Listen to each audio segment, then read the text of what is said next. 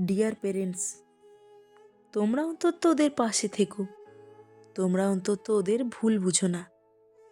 যদি ওরা college complete করে আরও একটু সময় চায় তো তাদের সাপোর্ট করো।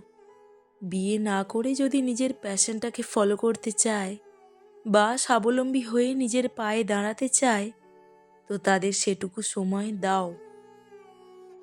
20 পার করে নিয়েছে মানেই তাদের এমন ফিল করিও না যেন তাদের নিজের নিয়ে ভাববার সব সময় শেষ।